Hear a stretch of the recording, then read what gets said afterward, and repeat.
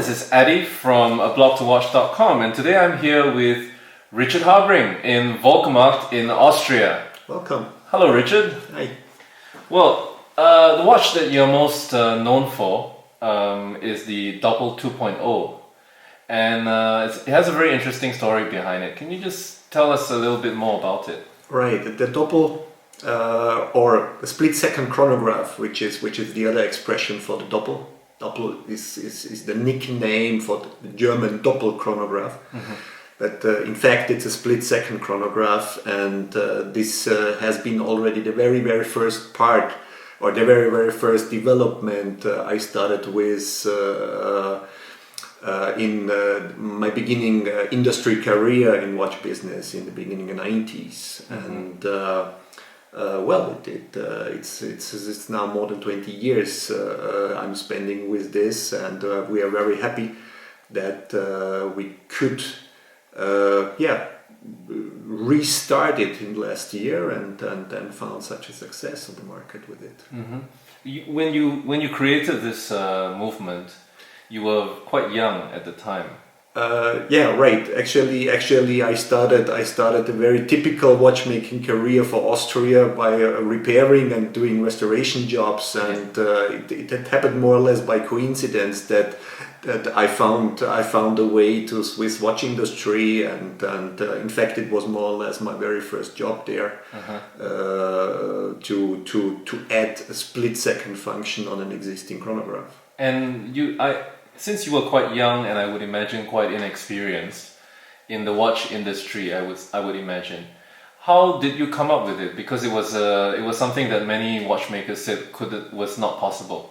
Well, in fact, after IWC did the Grand Complication watch in 1990, there was this project team, and the CEO at that time, the Blümlein, asked them to add a split-second function, and all of them, including Kurt Klaus, the inventor of the Da Vinci, and some other guys, said it's not possible. Funny story was that I was lucky to work on split-second chronographs at my very first job in Austria, which was in Tyrol, in the western part, where all the famous skiers are coming from, and all the winter sports is done, and split-second chronographs, mechanical split-second chronographs, belong there to the sport like the skis, because they've been used for the timekeeping, mm-hmm. just simply during the training and so on. And so it happened to be that at my very first job I did a lot of repair work on those pieces, and ending up with quite some experience on split-second. And so you took that experience and you brought it to IWC and you created the Doppel chronograph. Right. It happened to be that the very first Doppel was a pilot's watch. It was the so-called Fliegeruhrenlinie, which was a little bit weird, but because pilots do not have any need for a split-second chronograph, but we have to think about that at that time this was the only little sportier line in IWC. It was beginning of the 90s. Okay. So now you have you've brought back the movement, and you've added certain modifications, certain improvements rather, and the result of that is the Doppel 2.0. Right. And what have you done to improve it? Well, as you mentioned already, this was my very first design so far, and I've been used before already to do single pieces and restorations, but to create a watch movement to be produced in not huge but rather larger series. We've been talking about 300 pieces a month over more than 20 years now, so they produced a lot meanwhile. But it turned out that due to my inexperience at that time, there have not been faults, but there have been little details which could have been improved. And since I left IWC and later the LMH Watch Group, which was the company, the holding structure of IWC, Lange and Jägerle-Coulter. It happened that nobody took care about that anymore, and this was kind of wish from my heart once to have the chance to improve those little few details I felt a little bit disturbed about. Okay. And this was the reason why we did the doppel. And so you have actually realized that wish, and you created the doppel that you really wanted. Right. More than that, I could realize my wish first of all, and it was like a journey back into history.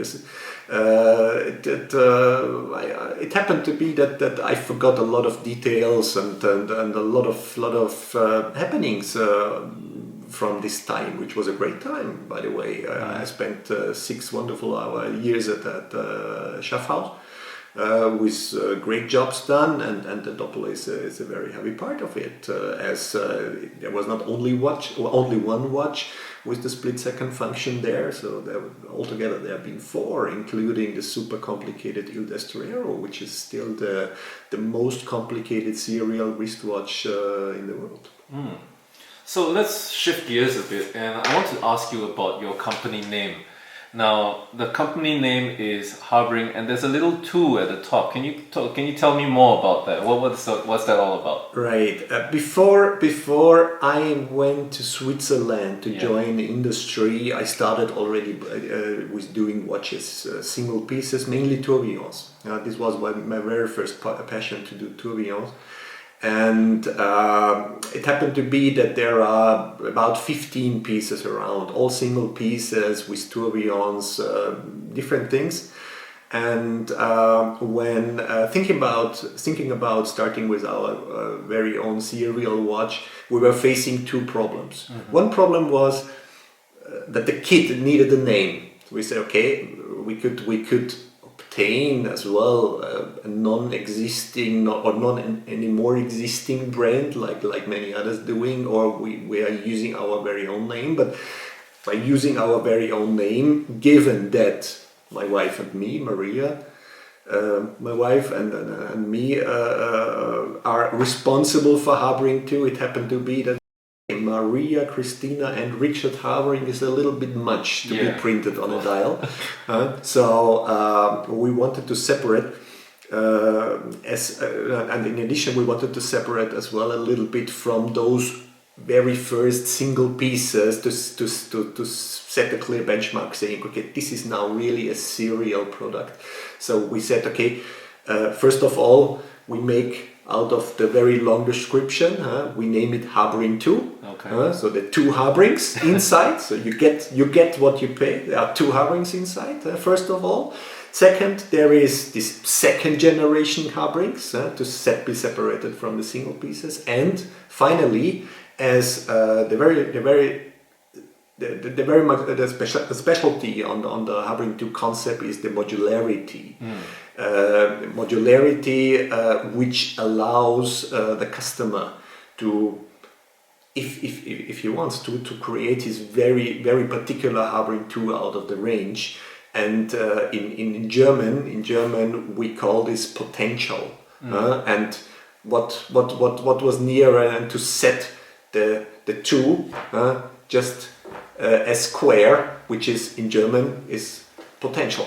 Okay. So the name itself has so many meanings right within it. But the thing that struck me most actually is the fact that written in your brochure, it's that you and your wife are partners of equal standing within the business. Yes.